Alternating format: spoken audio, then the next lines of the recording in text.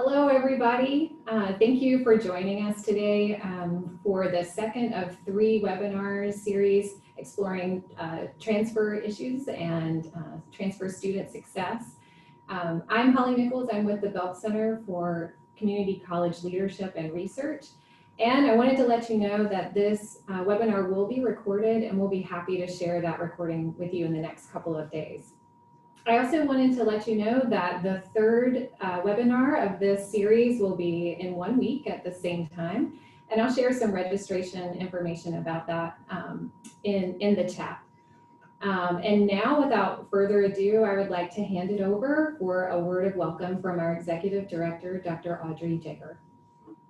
Thank you, Holly. Welcome, everyone.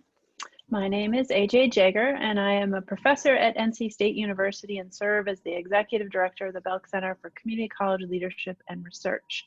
I'm joining you today from Raleigh, North Carolina. Indigenous peoples have called this region home for thousands of years, and this week we celebrated Indigenous Peoples Day. Our campus and our surrounding community is located on the land that the Enos, Occaneechees, Shakoris, and Sisebahas originally called home. Today, North Carolina has the largest Native population east of the Mississippi River, including 8 sovereign American Indian tribes.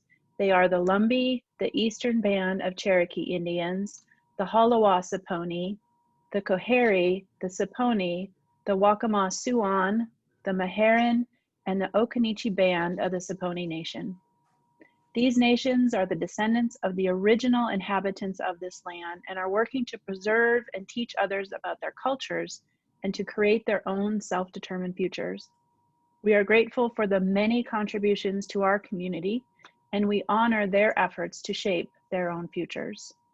I'm appreciative of my opportunity to engage and learn with current and former American Indian graduate students who belong to these tribes, and I thank my Native colleagues who helped with this acknowledgement. The Belk Center at NC State focuses on developing exceptional community college leaders and provides research and resources to help solve critical problems of practice for our community colleges. We believe college transfer is important to addressing the rising cost of education, the value of the bachelor's degree, and issues of economic mobility. And like all others areas of education, we want to assure equitable outcomes for all students, in particular our historically underserved Black, Latinx, and American Indian students. Now I'd like to hand it over to Dr. Eric Fotheringham, Director of Strategic Academic Initiatives at the University of North Carolina System Office. Eric is deeply committed to building transfer partnerships between the UNC institutions, our private colleges and universities, and the community colleges across our state. He is also seeking ways in which North Carolina can be a model for transfer success. Dr. Fotheringham, take it away. Thank you very much, and welcome everyone. We're very grateful for your attendance today, and we're extremely grateful for those who have joined us on the panel for this discussion about looking at transfer through an equity lens and from a student perspective. This is a timely discussion. This is an important discussion, and we have some folks with us that are leaders in this field, and we're excited to have them with us. Just a few, before they introduce themselves, I just want to give you a few logistical information or a few points. If you would please use the Q&A function for the questions. If you'll see down at the bottom of your screen, there's a chat and also a Q&A function. The Q&A function is going to be what our preferred method. So during the discussion, if you just want to put your questions in there. We also have all the questions that you submitted upon coming to the seminar. And so if you put them there, we have them, or you can also add some as we go through. So we appreciate that and appreciate your time with us. And so what we're going to do in just a little bit kind of a different way is we've got an icebreaker question that we're going to ask each of our panelists or ask them all to answer as a way to help you learn a little bit about them.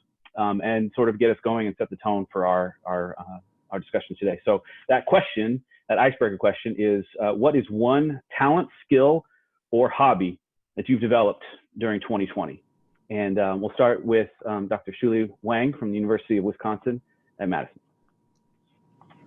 Thank you, Eric. Hi, everyone. I'm Shirley Wang from UW-Madison. So to address your question, Eric, I was going to say webinaring, and then I realized that I will be digging a hole right here. But more seriously, I haven't really gotten a hang on, how to do this. I still have good anxieties prior to every single webinar. So on a more serious note, I think my newly discovered talent is actually to offer virtual bar classes. I used to go to a bar/yoga studio in person prior to the pandemic, but then of course I've not been able to go, and so I've been working with some of my students virtually and kind of demonstrating all the wrong things to do, but giving all the right instructions in terms of bar. So in case this whole faculty thing didn't work out eventually, and that will be my second career. That's great. When you said bar, I wasn't sure which way you're going to go. I thought there were maybe 3 or 4 options, but you explained it, so I appreciate that. That's great. That's great. Thank you. Dr. John Fink from the Community College Research Center. Go ahead. Hey, thank you. Yes, John Fink. So I'm a senior research associate at the Community College Research Center at Teachers College, Columbia University. And I think I was, thinking about how I love to play volleyball. It was like, I've been in a league, I live in Philadelphia, and that's just like not a great pandemic sport because you're inside with a group of people. And so that's felt like a loss in terms of like, just staying active. But the old hobby that I've picked back up is playing tennis, which is like a little bit better suited to the pandemic, being outside only with one other person. And then the other sort of skill/hobby that feels like I've improved or developed on is just the patience with my toddler, especially towards the end of the day when everyone's hangry and you're just trying to keep it together. Appreciate that. We'll circle back up on some suggestions you might have for me on toddlers. So thank you. And next, Dr. Pam Eddy from the College of William and Mary. Hi, thank you very much. I think the hobby that I've been most fun enjoying is baking bread. So I have been trying to perfect it. I will say there have been several mishaps. And so the other piece that I picked up is going back to do track workout in intervals. And you are amazingly fast when there's no one else at the track to watch you and see you. So you're fast in your own mind no matter what. So that's been my fun activity. That's great. It's physical and emotional working out there. That's great. And finally, Dr. Melinda Anderson from Elizabeth City State University. So good afternoon. I'm Melinda Anderson, Interim Associate Vice Chancellor for Student Success. It's so interesting hearing everybody's skills and talents. I was actually going to say one of the things that I probably have been working on is really the capacity to slow down. I mean, really, honestly, a lot of my students, faculty, and colleagues have just really been struggling. And I think that sometimes you get on that treadmill. And I think that just having the ability to kind of slow down and reflect. I've always considered myself to have a compassionate heart, if you will. But just thinking deeply about what does it really mean to just sit with the student and just listen and hear them, and then being able to respond in compassionate ways, especially in this current academic environment.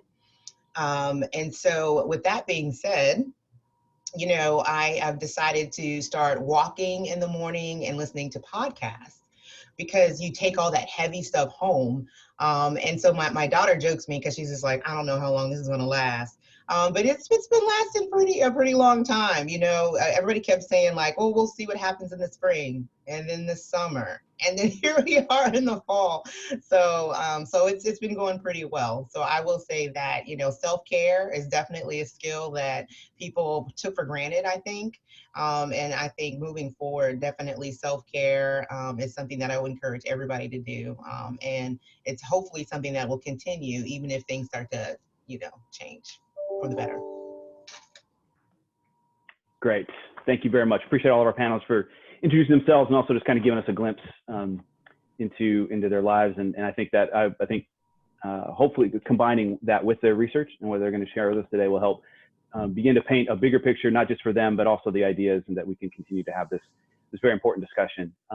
about transfer students, and particularly focused on issues of equity. So with that, we will move over to our first presentation from Dr. Shuli Wang, who will be discussing about some of her research. Did my slides come through okay? Yeah. Okay, awesome. So hello again, colleagues and friends of Belk Center. I'm super excited to be here because today's topic pretty much defines my heart is the heart as a researcher. And I was afraid that nobody was going to believe me, so I've written a book to prove exactly that. But joking aside, thank you to Professor Jaeger, who kindly invited me and encouraged me to share my recent research / a book on my own, The Challenge and Promise of Building Equitable STEM Transfer Pathways. So I will jump right in to talk about some of the key findings from this book about equity or lack thereof in transfer from the perspective of student experiences. So my book was grounded within a longitudinal mixed methods research project spanning from 2014 to 2019. My research partners included 2-year institutions with transfer as part of their sole mission in a Midwestern state. And my student sample consists of about 1,670 students beginning in STEM programs or courses. So during those years, I worked with my awesome research team to collect various sources of data from these students, including multiple surveys, administrative and transcript records, and individual interviews multiple times over the entire course of the projects with a number of students. So the students in my study, like community college students nationally, held pretty high transfer aspirations when they first started at their 2-year institutions.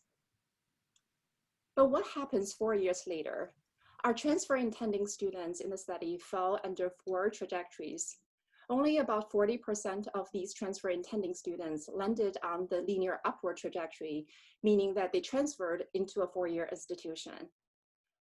About the same number of students was on the taking a break trajectory, having left their original community college without transfer and without receiving any credentials. About 13% of them were on the detoured trajectory, where students had to piece together multiple institution attendance or programs in order to transfer upward. And then a final trajectory is deferred, with 9% of the students on it. These are those students who had to let go of transfer to pursue short-term credentials in order to get a job. To better understand who is on which trajectory, in the next slide, I'm going to offer some brief context and quotes of 4 remarkable students I got to learn from, each representing one of the 4 trajectories. So I'm going to pause here just for a few seconds for you all to process this.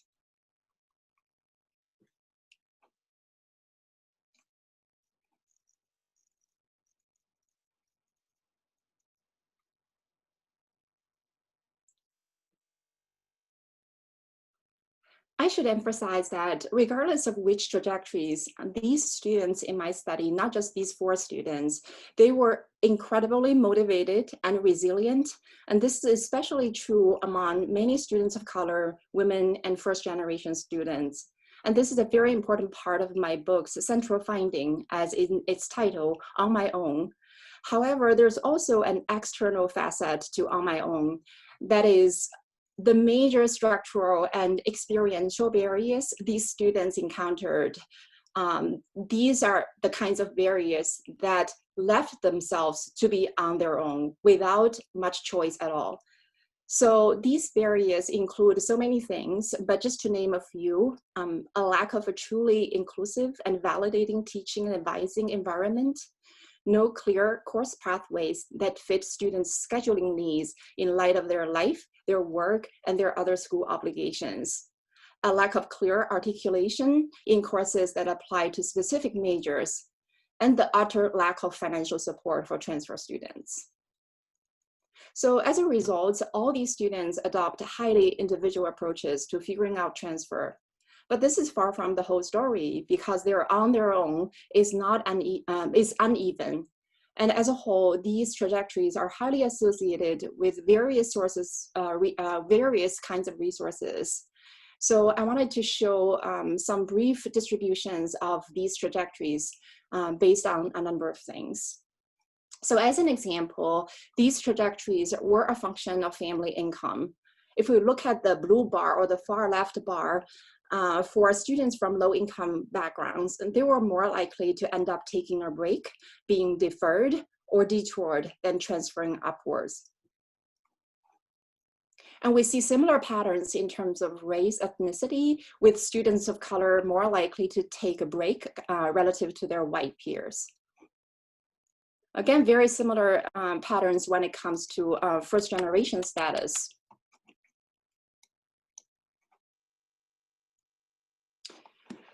So then how do we work toward cultivating equitable transfer opportunities?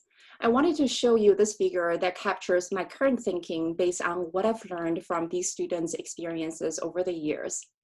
I'm certain that many of these elements are in the transfer pathways you're all building in North Carolina and elsewhere, and then some. But still, I want to bring to light a few key larger picture considerations that tend to be blind spots in our well-intended efforts.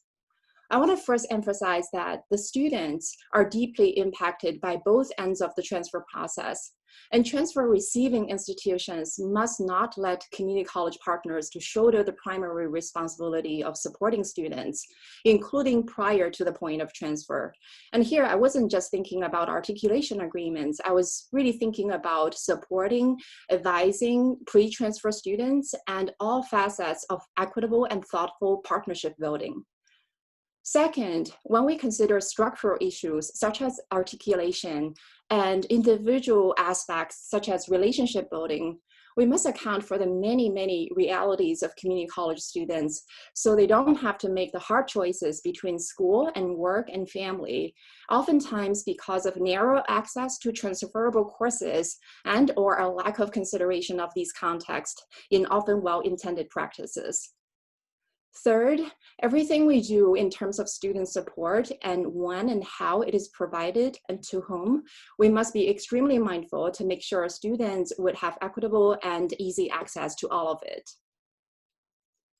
So to arrive there, although of course we need to work on pathways, systems, and structures, we also need to engage in an ongoing reflective journey to interrogate our always well-intended efforts.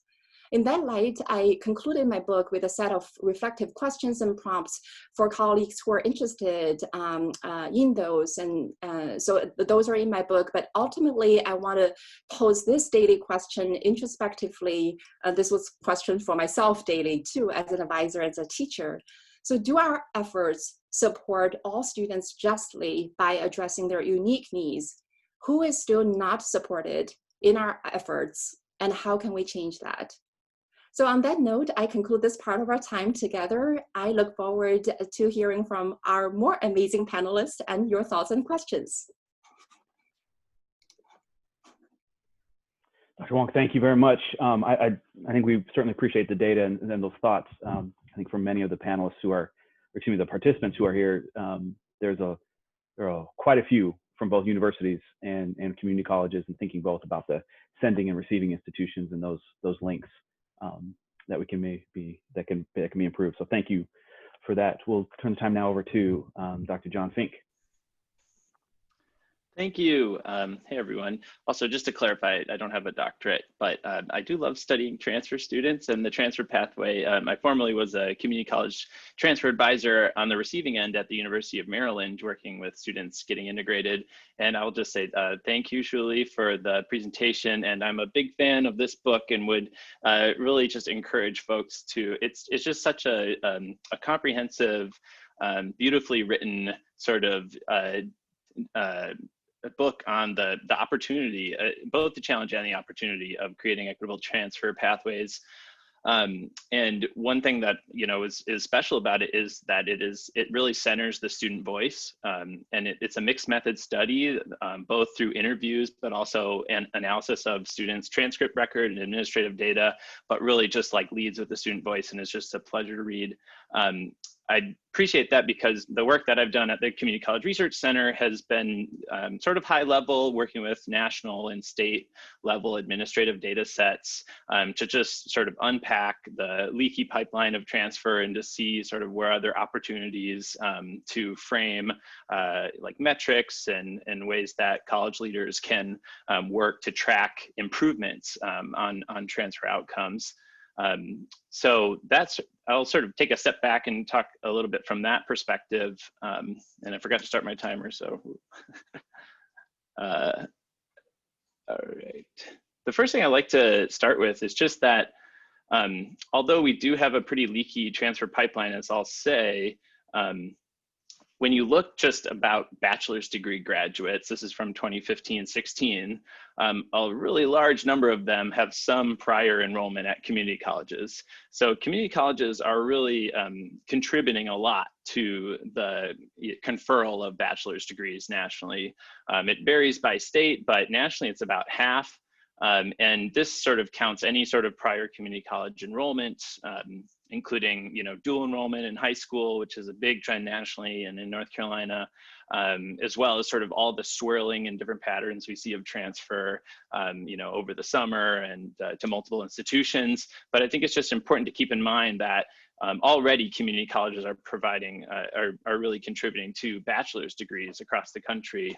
Although there is so much room for improvement. And when we look at sort of the pipeline from entry at a community college to bachelor's degree, we see that few transfer and few complete.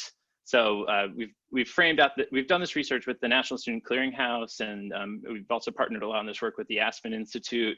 And there are a series of reports called Tracking Transfer, where we look at these entering cohorts of community college students, degree seeking, many of which intend to transfer and earn a bachelor's degree. Or one survey sort of put that at 80% are intending to transfer and earn a bachelor's. And what we find is that around a third, it sort of changes year to year, but relatively few ever transfer, just enroll for at least one term at a four-year institution. And among transfer students, it's the majority don't earn a community college transfer award. So we found only like 40% of students are completing a pre-transfer associate degree or certificate. So most students are transferring before they complete that award, which sort of poses problems in terms of community colleges being recognized in their role of preparing students for transfer, as well as for students. We've done other research showing that these pre-transfer awards are, students that complete those are more likely to succeed after transfer. And then in the, over a 6-year period of time, fewer than 1 in 5 complete a bachelor's. So one challenge here is just that the throughput of this pathway is too low. Another challenge is that not only are the outcomes low, but they're inequitable. And we see these gaps in this national data. The clearinghouse is getting more representative data by race and by income. So we're sort of getting a national picture on that. But if you just look at the percent of entering community college students who complete a bachelor's degree within 6 years, you see these sort of consistent racial equity gaps between white nation students and students from other races. We also see this by income. So here's like putting the picture together, looking at other completions at the community college, as well as just where if students are still enrolled or not enrolled at the end of that 6-year time period. I'm always struck by just the persistence of students through the system to still be enrolled at an institution 6 years later. And I think a lot of what we see in terms of these outcomes transpire in the first couple of years, as I'll show you. But to know that for many students, this is a long game here.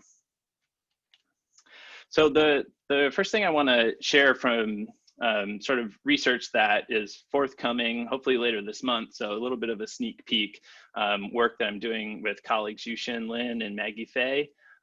We're analyzing the sort of trajectories of community college entrants in one large state, looking at indicators that might signal how colleges could narrow or close the racial transfer gap, which scholars have sort of demonstrated that both in terms of completing a bachelor's as well as just transferring, you see this this divergence in that community colleges are more effective in helping white students to go on and to transfer compared to Black and Latinx students. So in this study, we look at the probability using a survival analysis methodology, looking at the probability of transfer as well as transfer and bachelor's completion up to almost 10 years after students enter at a community college in one sort of large state, taking into account student characteristics and college fixed effects, so college effects, as well as when students start in community college. And sort of what we see is that, we see this racial transfer gap and bachelor's completion gap emerge over time. But what we're able to do with this survival analysis methodology is to look at the interactions of specific milestones along the way to see sort of how completion of these milestones or completion of early momentum changes the trajectories. So in many ways, this is similar to Julie's approach of looking at sort of students' trajectories and momentum along the way. And what we see, okay, so I have some animations here where the first graph, so on the top, we're looking at just the probability of transferring. So at the end of their cumulative probability, so at the end of the tracking period, white students are, about 25–30% likely to transfer, which is higher than Black and Hispanic students. Similar on the bottom is transfer and completing a bachelor's, so it's a little bit lower probabilities, but a similar sort of gap emerges over time. And so what we can do then is let's look at the students who completed 6 credits. So we've used this sort of as a measure of early momentum. It's a pretty sort of inclusive measure. Any students who completed 6 or more college level credits are included. And this really just gets at the fact that there's a large attrition among students who enter who don't even complete 6 credits. And so when we sort of look at students who have completed 6 or more credits, what we see is that all of the probabilities sort of shift up slightly, but you still see some gaps. Then we look again, so just I'm illustrating a few of these milestones, but another milestone we're examining is students who completed college math. And you can see again, all of the probabilities sort of shifted up over time. Students who completed college level math more likely to transfer, more likely to complete a bachelor's, but still we see some gaps, although the gaps are closing. What was really interesting from this study is that when we look at students who complete a transfer associate degree, we see very high probability of transfer, as well as sort of high probability or higher probability of completing a bachelor's. But towards, by the end of this tracking period, you really are starting to see these, are persistent racial equity gaps. You really start to see these closing. And I think this is a really encouraging finding, especially when, in practice, you have these long-term low outcomes with racial equity gaps. It can be hard to figure out where's the way in to sort of start making progress. And what we see is that these milestones are very consequential in terms of the longer-term outcomes. So just to summarize the findings of the benefit of these milestones is that, for students who are completing these milestones, they have, significantly more likely to transfer and complete a bachelor's, but specifically for Black, Hispanic, and low-income students, we see a multiplier effect where these completion of these milestones have a disproportionately positive effect on students of color and low-income students. And I think this is encouraging because, if we're gonna sort of close the gaps in the long term on these 6-year outcomes, we need to find things that have disproportionate positive effects for students of color. And this also sort of is connected to the work that we've been doing around early momentum metrics as leading indicators. So measures that college leaders can use in the first year to sort of, that are sort of predictive of these longer term completion rates. Because if you're gonna make changes and reforms, you can't wait 3 or 6 years to see how that may have increased or closed gaps. It needs to have more timely measures.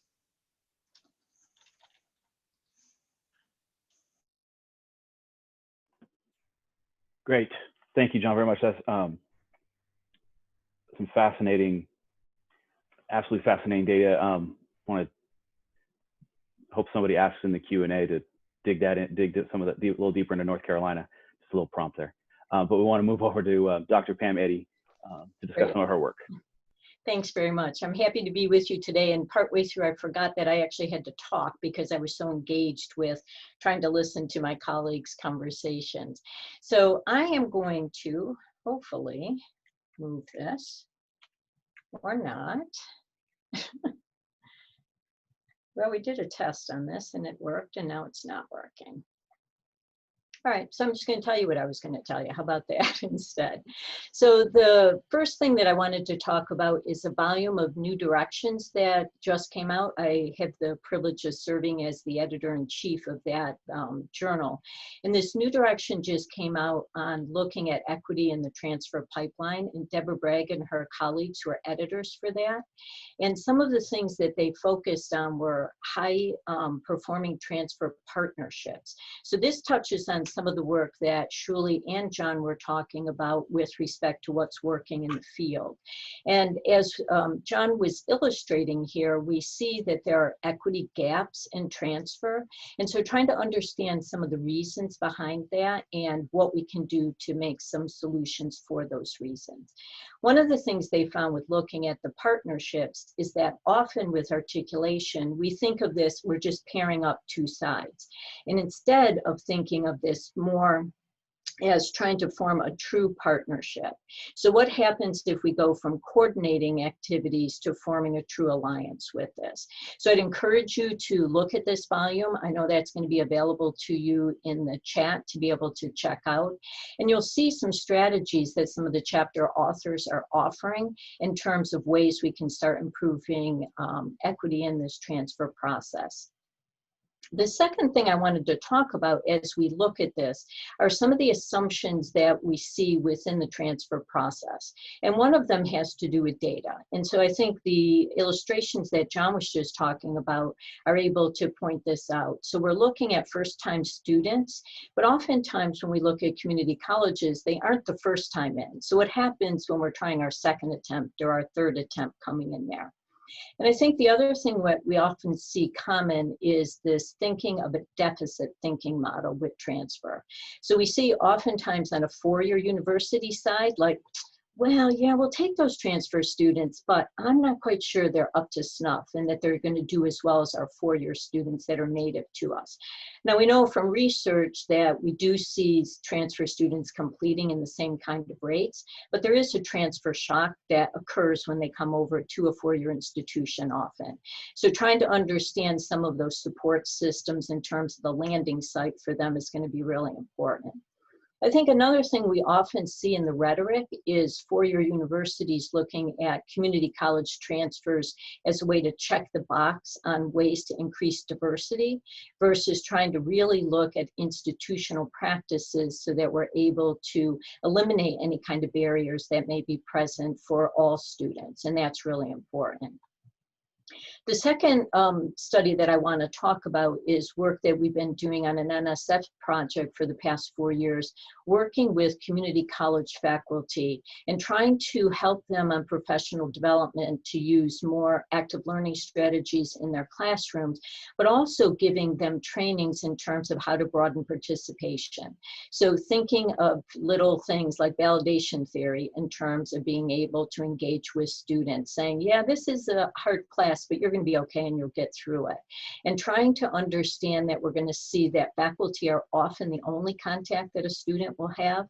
So as part of this project, I've interviewed over 200 students in focus groups around the country.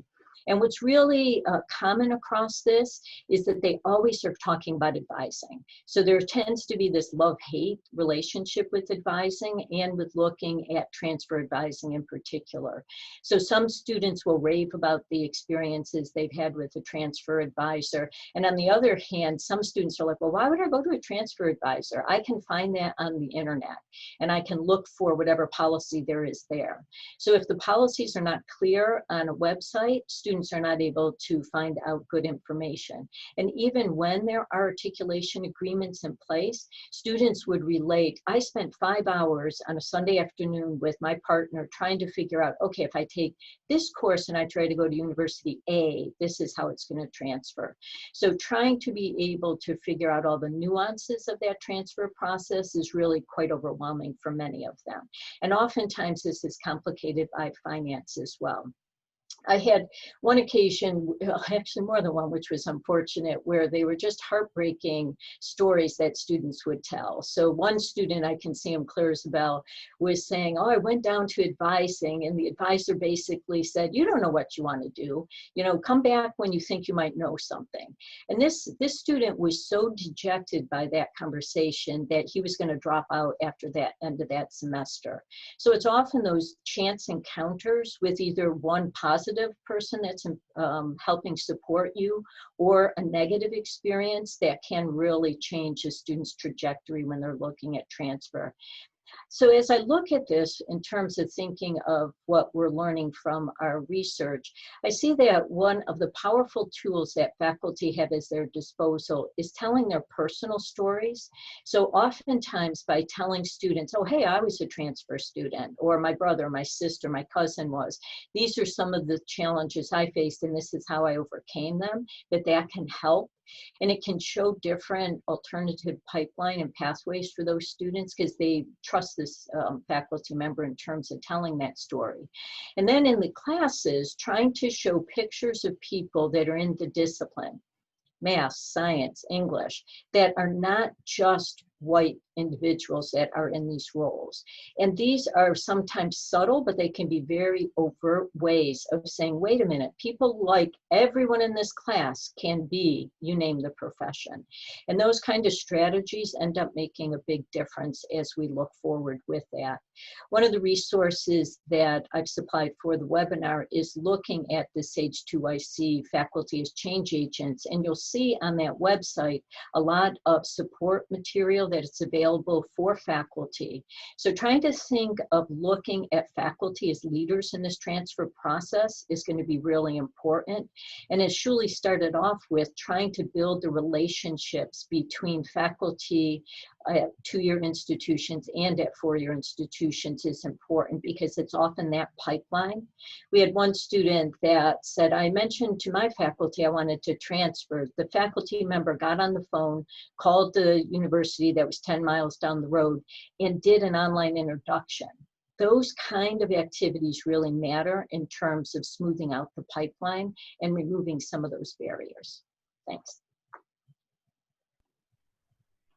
Thank you. I think that human element of this work is absolutely essential. And we have Dr. Melinda Anderson with us, from one of our great leaders from the UNC system at one of our institutions, Elizabeth City State. And Dr. Anderson, if you wouldn't mind, among other things you might share with us, just to talk a little bit about the work that you've done in your various roles in higher ed and how you've seen some of the patterns that have been discussed so far play out. And let's see, no, absolutely. I believe I'm going to be able to share this right. So let's see. I think I need to share my screen number 1. So you guys tell me.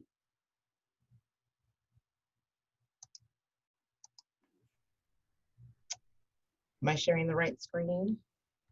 Yes, we got it. Perfect. Thank you. So, you know, I just want to thank my colleagues for all that they have shared, because much of what you have said so far is really what it is that I've experienced. So I just want to just tell my colleagues, thank you so much for the work that you're doing. So with the prompt that Eric shared, my current role here at Elizabeth City State University is as Associate Vice Chancellor for Student Success. But when I think about my background in terms of how I wanted to approach, you know, my time today, and just like John, I have a timer. I have my 8 minutes because, you know, I could talk about these things forever. But when I think about my vast experiences, 19 years in higher education, I like to tell people that I was born in student affairs and raised in academic affairs, meaning that I started off my career in student affairs with, you know, housing and residence life, student and clubs and organizations, and then I worked in the community college for a couple of years. So you have the large Research One experience that brought in a lot of transfer students. When we think about an institution around 35,000, we had at least 5,000 transfer students coming in, really strong partnerships in the Richmond area when I was at VCU, then worked at community college where we were the ones handing off students in terms of that partnership. So saw it on both ends, and then had an opportunity to come to William and Mary and worked at a public Ivy, highly selective, and then saw what that transfer relationship looked like with our partners there in the Tidewater area, and saw that transfer relationship with, for example, the highly selective students coming in and saying, do I fit in? Is this me? I didn't start here. What does that look like for me? And then going to a large, master's comprehensive institution where, enrollment around the idea of transfer students being kind of the only game in town on the southeastern part of North Carolina, really looking at building really strong community partnerships. And it wasn't just this idea of enrollment, but this synergy that came between all the community colleges in that southeastern part of the state. So now currently I'm working at Elizabeth City State University. And so when we start talking about the idea of transfer partnerships, I'm going to talk a little bit about that in the future, but for anybody who's ever bought a house, location, when we start talking about the way that we connect and how we combine with our community college partnerships, and then given the state of affairs, when we start talking about, what's happening today as to what drives transfer student interest, we are in a seller's market when we start talking about what we're offering. Everything's online. It's not taboo to go to school online these days. People have priorities. You have adult learners that are saying that I can't quit my job and going to school full time. I have responsibilities. And so the idea of leveraging technology to support these things have become normalized, if you will. And so the last bullet that I did want to mention, because Dr. Eddie had mentioned academic advising, and I was nodding my head like, absolutely, advising is important. I do sit on the board of directors for NACADA, the Global Community for Academic Advising, and I can say that advising has become one of those strategies for student success and around persistence and retention.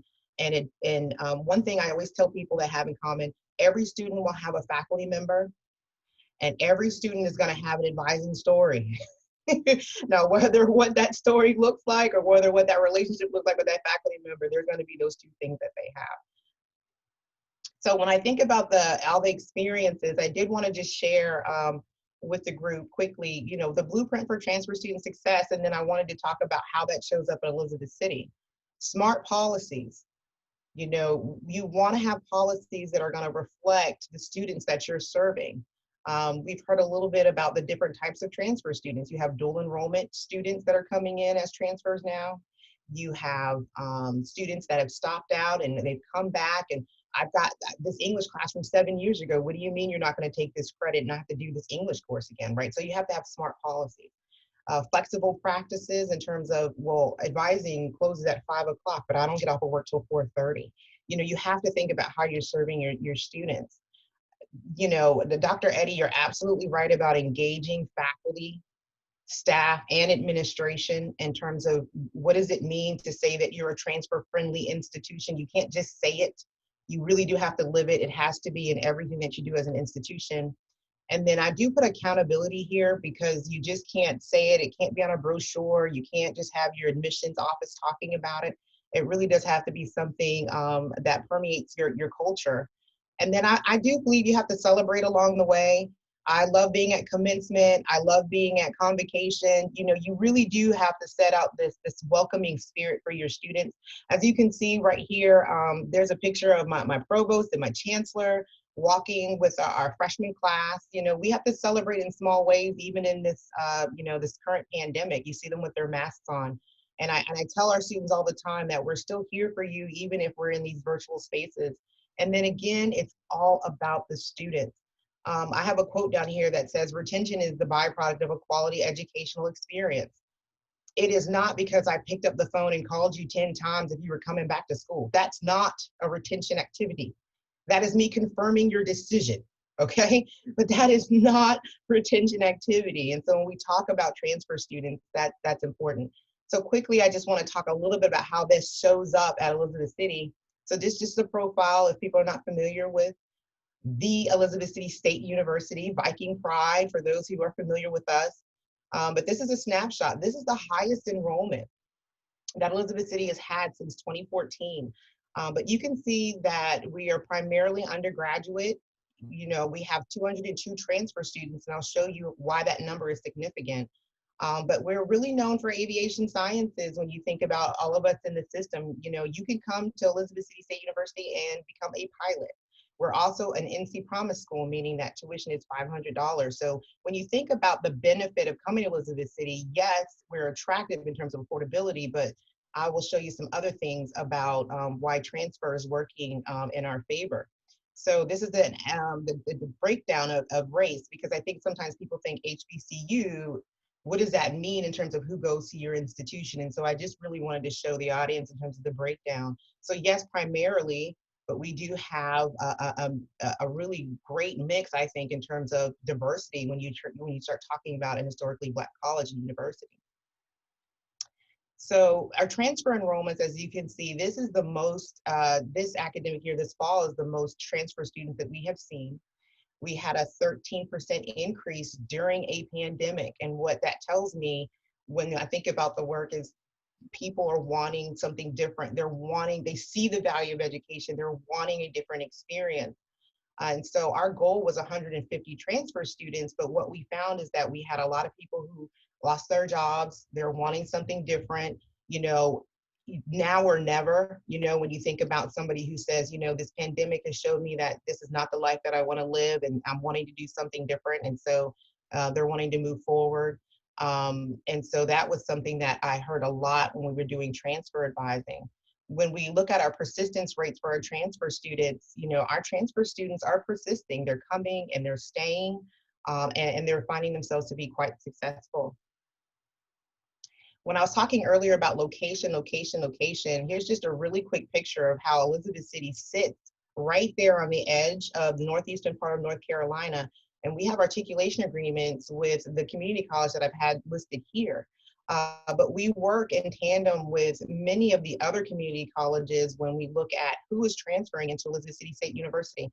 I mentioned earlier that we have a lot of online degree programs and things of that nature. And so when we think about this community, the student who's transferring to us, you know, it's not just about proximity anymore, right? When you have online degree programs. And so when you think about how we're positioned and how we're centered, it is very important that it's not just about articulation agreements.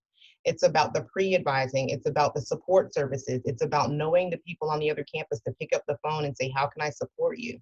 And it's also about helping people understand that majors and careers aren't linear, and what are my opportunities now that I'm here? With that note, I just wanted to quickly show our top transfer majors, right? You know, I think a lot of people say, okay, people are going to come and go to Elizabeth City State University and become a pilot. And I would always tell you, yes, when I work with enrollment management, you too can be a pilot. But this is what's really interesting. People want to transfer. They know what they want. They want a degree that they can go into the field and they want to work. Business administration, criminal justice, interdisciplinary studies, right? We had a Partway Home initiative where we encouraged people to come back and get their degree. So INDS, it's an online program that's a very attractive option to people who are still working. Social work, you know, in elementary education, it is still a field that is still viable and valuable for a lot of people who are wanting to go immediately into the workforce.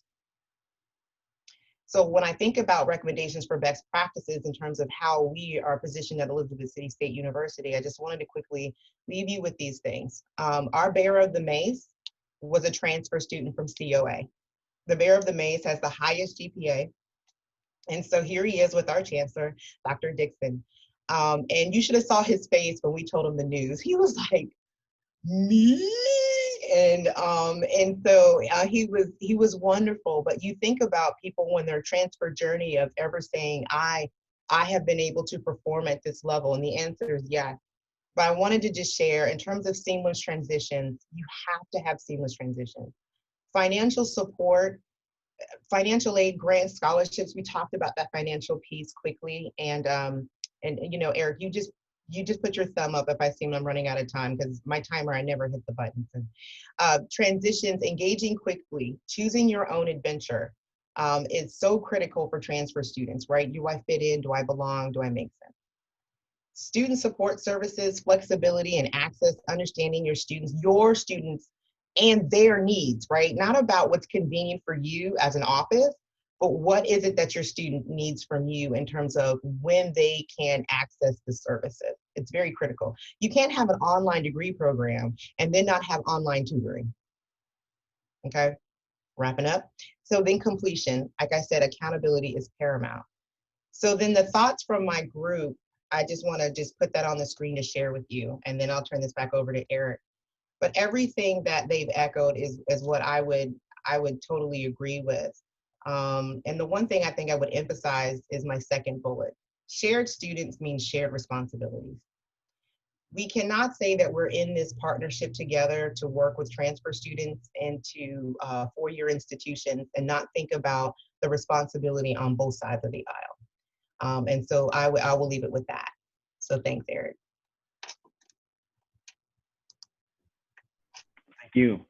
And particularly thanks for that closing thought there. I know, again, just kind of reviewing some of the participants who are here, knowing them from either community college or the universities, I think that concept of shared responsibilities are things that we certainly embrace and are constantly thinking about ways to improve upon that. And so in our final few minutes, there were some questions that came in the Q&A, and I think if any of our panelists have, some of them have been seen and answered.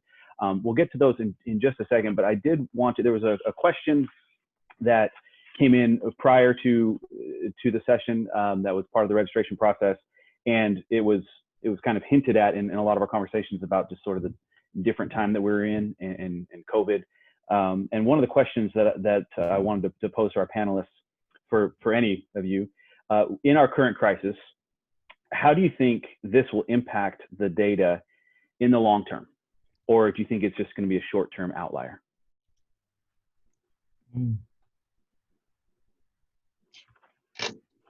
I think the financial support or lack thereof of community college is going to be a big hit, because what they're able to provide with services for students is going to be challenged within that.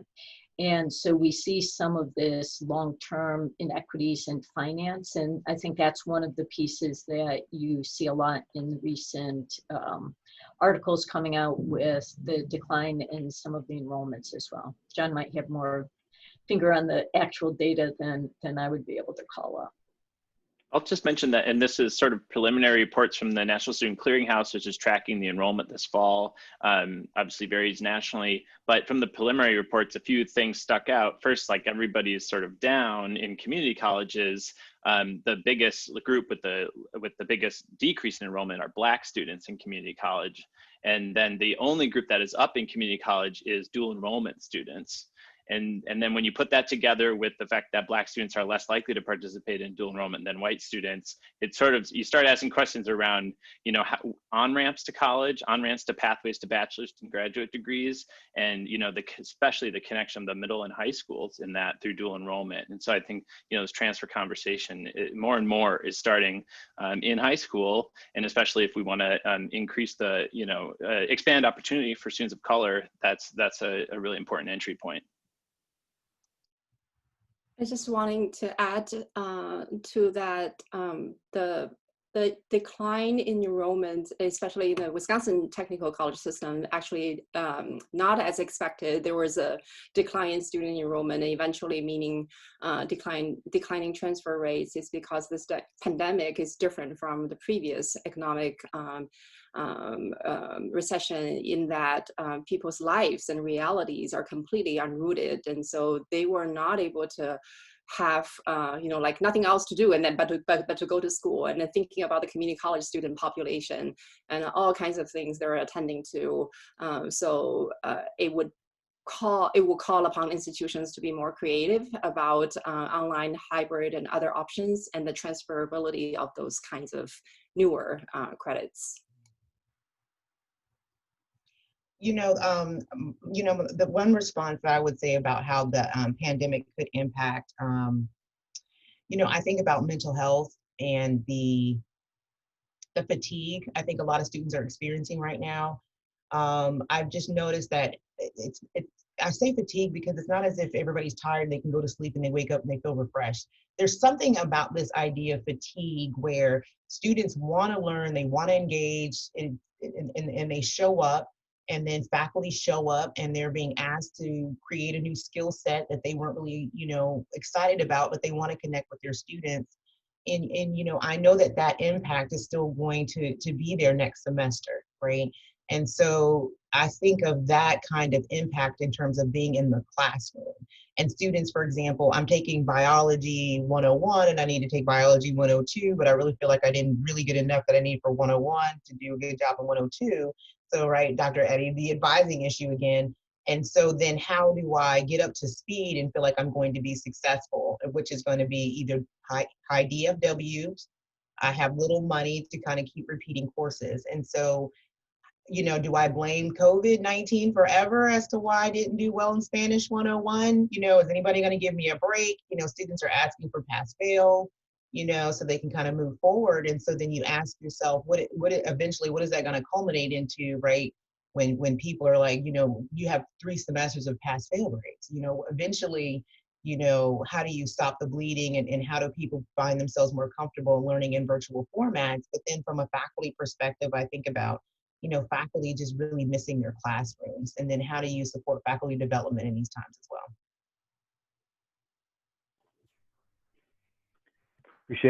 Appreciate those thoughts. I want to be mindful of time. We're coming up on 3 o'clock. We kind of anticipated that there would be some good conversations, some good questions. And so we've asked the panelists to stick around for a few extra minutes afterwards. So if anyone would like to stick around to ask some additional questions, either new questions, some of the questions have been answered in the Q&A, but we can certainly continue the discussion. But before everybody starts escaping from this, we just want to thank all of our panelists for your thoughts, your insights, and your research. I think it's very obvious that there is a strong commitment and a passion connected with transfer students and helping support their success and utilizing research and data and experiences to try to close some of the equity gaps that we are seeing in higher ed and throughout our society. So we appreciate all the panelists for sharing your expertise. I want to thank Holly Nichols from the Belk Center for coordinating all of this. She's been manning, staffing the chat, sending questions, and just helping us with all of our technical assistance. We certainly appreciate that. And for all of you, there she is. A recording of this session will be sent out next week. The third webinar will be coming up very soon. The registration links will be in the chat. And again, we just hope everybody is doing well, staying safe, and being kind to yourself, to others during this very, very chaotic time. Again, our panelists will stick around for a few minutes to ask additional questions or just to continue the conversation. So again, thank you to the panelists. Thank you to all of you who attended today. And thank all of you who signed up and weren't able to attend but are watching this on the recording.